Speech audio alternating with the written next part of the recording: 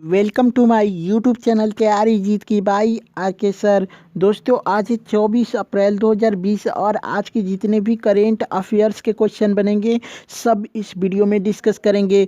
साथ में क्वेश्चन से रिलेटेड इंपॉर्टेंट फैक्ट भी आप सभी को बताएंगे। तो आप लोग पूरी वीडियो को बहुत ही ध्यान से देखें। वीडियो के लास्ट में आप सभी से एक प्रश्न पूछेंगे जिसका जवाब आप लोग कमेंट करके दे सकते हैं। साथ में इस वीडियो का PDF फाइल हमारे टेलीग्राम चैनल से फ्री में डाउनलोड कर सकते हैं। टेलीग्राम चैनल का लिंक वीडियो के डिस्क्रिप्शन में मिल जाएगा। तो चलिए शुरू करते हैं।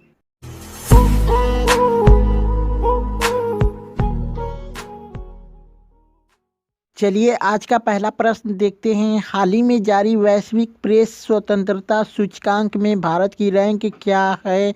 तो दोस्तों इस प्रश्न का राइट आंसर हो जाएगा option C is right answer 142। जी हाँ दोस्तों, वार्षिक रिपोर्टर्स विदाउट बॉर्डर्स विश्लेषण में वैश्विक प्रेस स्वतंत्रता सूचकांक में भारत 2 स्थान गिरकर 180 देशों में 142वें स्थान पर आ गया है। लगातार चौथे वर्ष नॉर्वे सूचकांक में पहले स्थान पर है।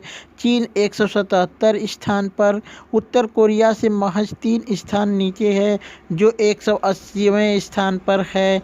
और दोस्तों पाकिस्तान 3 स्थान गिरकर 145 और बांग्लादेश 1 स्थान गिरकर 151 पर है। नेक्स्ट क्वेश्चन देखते हैं। हाल ही में किस देश ने देश का पहला सैन्य उपग्रह नूर कक्षा में सफलतापूर्वक लॉन्च किया है? तो दोस्तों इस प्रश्न का राइट आंसर हो जाएगा option B is right answer Iran. जी हाँ दोस्तों, ईरान ने देश का पहला सैन्य उपग्रह कक्षा में सफलतापूर्वक लॉन्च किया है। उपग्रह नूर या लाइट पृथ्वी की सतह से 425 किमी या 264 मील ऊपर परिक्रमा कर रहा था। नूर को लॉन्च करने के लिए क्यूड या मैसेंजर वाहक का उपयोग किया गया था। 3 चरण का क्यूड उपग्रह लॉन्चर ठोस और तरल ईंधन के संयोजन का उपयोग करता है।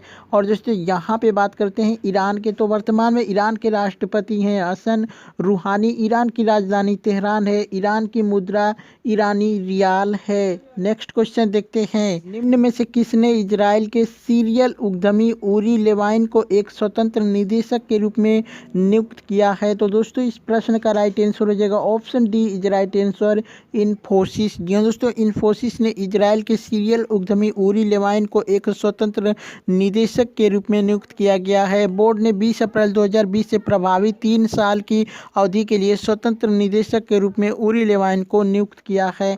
और दोस्तों यहाँ पे बात करते हैं इजराइल के, तो दोस्तों वर्तमान में इजराइल के राष्ट्रपति हैं रूवेन रिवलिन। जी दोस्तों, रूवेन रिवलिन वर्तमान में इजराइल के राष्ट्रपति हैं। और इजराइल के प्रधानमंत्री हैं बेंजामिन नेतन्याहू। और दोस्तों इजराइल की राजधानी है यरूशलेम। और दोस्तों इजराइल की मुद्रा की बात करें तो ये हो जाएगा इजरायली नई शेकेल। नेक्स्ट क्वेश्चन देखते हैं। निम्न में से किसने IBM के साथ मिलकर नवाचार केंद्र स्थापित करने का फैसला किया है? तो दोस्तों इस प्रश्न का राइट आंसर हो जाएगा option A is right answer tech Mahindra. जी दोस्तों, टेक महिंद्रा ने IBM के साथ मिलकर नवाचार केंद्र स्थापित करने का फैसला किया है। यह डिजिटल परिवर्तन को बढ़ावा देगा और अपने वैश्विक ग्राहकों के बीच अधिक क्लाउड आधारित प्रौद्योगिकियों को अपनाने को प्रोत्साहित करेगा। केंद्र रेड हैट ओपनशिफ्ट पर चलने वाले क्लाउड बॉक्स के साथ IBM के डिजिटल परिवर्तन समाधानों का प्रदर्शन करेगा। और दोस्तों यहाँ पे बात करते हैं IBM की, तो IBM का फुल फॉर्म होता है इंटरनेशनल बिजनेस मशीन कारपोरेशन। और दोस्तों इसका स्थापना न्यूयॉर्क में हुआ था 16 जून 1911 में। और इसका मुख्यालय भी न्यूयॉर्क संयुक्त राज्य अमेरिका में है। नेक्स्ट क्वेश्चन देखते हैं। किस राज्य के मुख्यमंत्री ने सुजलाम सुफलाम जल संचय अभियान के तीसरे संस्करण के लिए हरी झंडी दी है?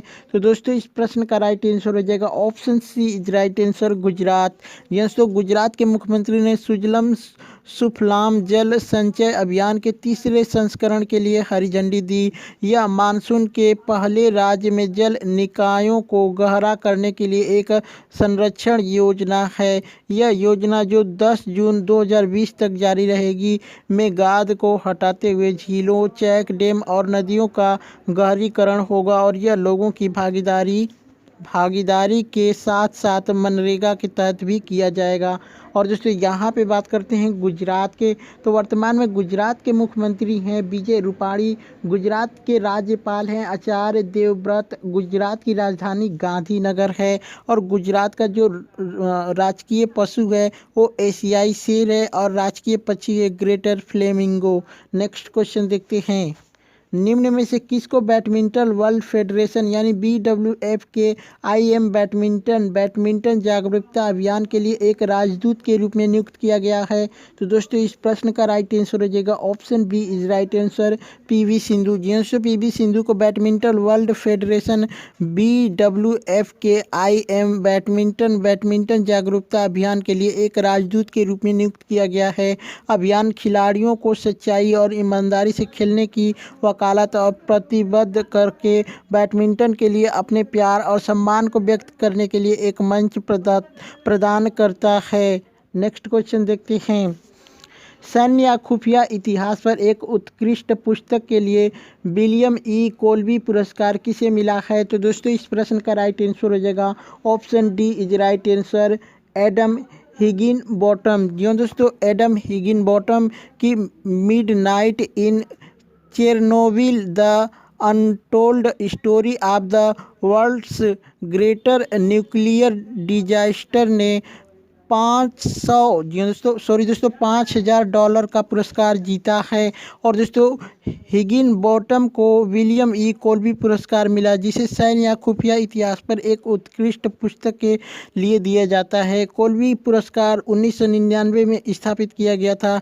पिछले विजेताओं में कार्ल मार्लेंटनेस का उपन्यास मैटर हॉर्न और हेक्स्टर फिलिक्स का द फॉर एवर वार शामिल है। नेक्स्ट क्वेश्चन देखते हैं, राष्ट्रपति ने महामारी रोग के किस अधिनियम में संशोधन करने के लिए अध्यादेश लाने की मंजूरी दी है?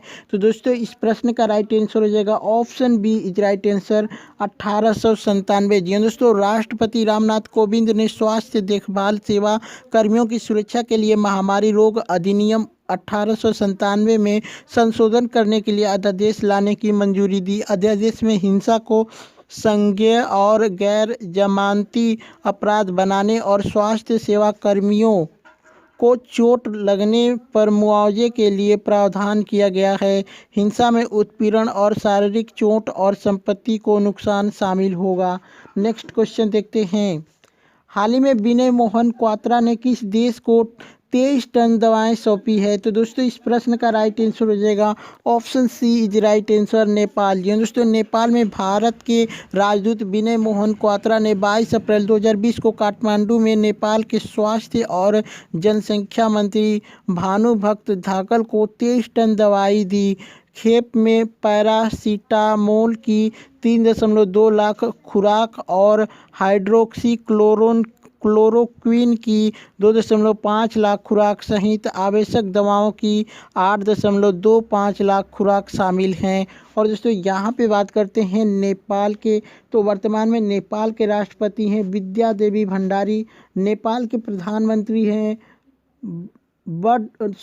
खड्ग प्रसाद शर्मा ओली और नेपाल की मुद्रा है नेपाली रुपया। नेपाल की राजधानी काठमांडू है। नेक्स्ट क्वेश्चन देखते हैं, हाल ही में राष्ट्रीय कार्यक्रम विद्यादान 2.0 का शुभ आरंभ किसने किया है? तो दोस्तों इस प्रश्न का राइट आंसर हो जाएगा option A is right answer, Ramesh Pokhriyal Nishank. जी दोस्तों मानव संसाधन विकास मंत्री रमेश पोखरियाल निशंक ने नई दिल्ली में ई लर्निंग सामग्री योगदान को आमंत्रित करने के लिए राष्ट्रीय कार्यक्रम विद्यादान 2.0 शुरू किया।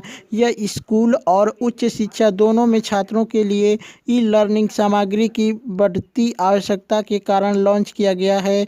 यह ई लर्निंग सामग्री को विकसित करने और योगदान करने के लिए एक सामान्य राष्ट्रीय कार्यक्रम है और राष्ट्रीय स्तर पर मान्यता प्राप्त करने का मौका दिया है।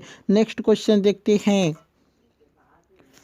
निम्नलिखित में से किस राज्य केंद्र शासित प्रदेश ने सर्व द सीनियर्स पहल के तहत एक हेल्पलाइन शुरू की है?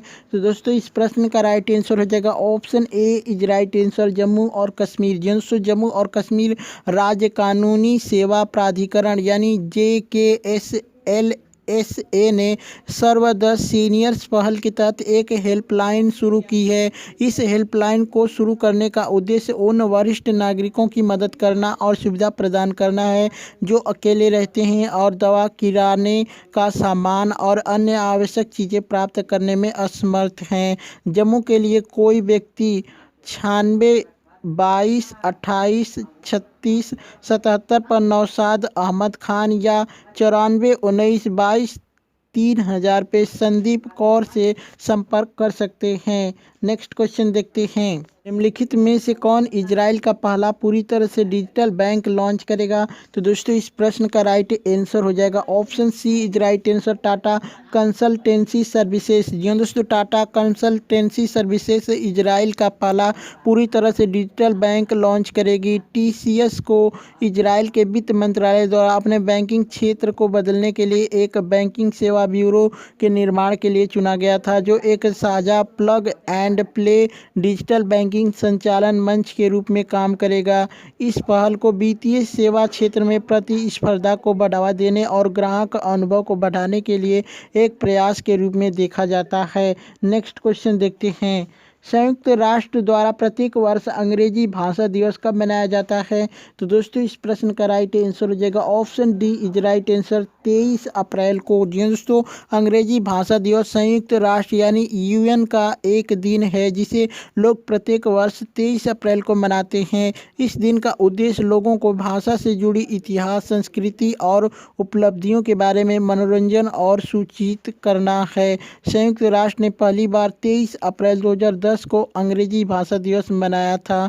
संयुक्त राष्ट्र सचिवालय की 2 कामकाजी भाषाओं में से एक है अंग्रेजी। नेक्स्ट क्वेश्चन देखते हैं, हाल ही में अंतर्राष्ट्रीय मोटरसाइकिल निर्माता संघ के अध्यक्ष के रूप में किसे नियुक्त किया गया है? तो दोस्तों इस प्रश्न का राइट आंसर हो जाएगा option B is right answer, Rakesh Sharma को। नेक्स्ट क्वेश्चन देखते हैं, विश्व पुस्तक और कॉपीराइट दिवस कब मनाया जाता है? तो दोस्तों इस प्रश्न का राइट आंसर हो जाएगा option A is right answer, 23 अप्रैल को। जी दोस्तों, प्रत्येक वर्ष 23 अप्रैल को विश्व पुस्तक और कॉपीराइट दिवस मनाया जाता है। यूनेस्को द्वारा 1995 में शुरू किया गया यह दिन दुनिया भर में पुस्तकों, लेखकों और प्रकाशकों और पुस्तकालयों के योगदान को चिन्हित करता है। मलेशिया कुआलालंपुर को 2020 के लिए विश्व पुस्तक राजधानी चुना गया है। प्रसिद्ध लेखक मिगुएल डे सर्वांतेस को श्रद्धांजलि देने के लिए सबसे पहले दिन का जश्न मनाने का विचार विसेंट क्लेव एंड्रेस ने किया था। तो दोस्तों ये थे आज के टॉप 15 प्लस क्वेश्चन। चलिए कल का प्रश्न देखते हैं। कल का प्रश्न था, हाल ही में लाइसेनिया कर्सिक से का निधन हो गया, वह किस देश के पूर्व प्रधानमंत्री थे? तो दोस्तों इस प्रश्न का राइट आंसर हो जाएगा option C is right answer, Fiji. चलिए आज का प्रश्न देखते हैं। आज का प्रश्न है, नासा द्वारा प्रकाशित उपग्रह आंकड़ों के अनुसार उत्तरी भारत में वायु प्रदूषण 2020 के इस समय में कितने वर्ष के निचले स्तर तक गिर गया है? तो दोस्तों आप लोग इस प्रश्न का जवाब कमेंट करके जरूर दें। वीडियो अच्छा लगा हो तो लाइक करें, अपने दोस्तों में शेयर करें। चैनल पे नए हैं तो चैनल को सब्सक्राइब करके बेल आइकन को जरूर दबाएं। चलिए चलते हैं, मिलते हैं अगले वीडियो में, तब तक के लिए जय हिंद।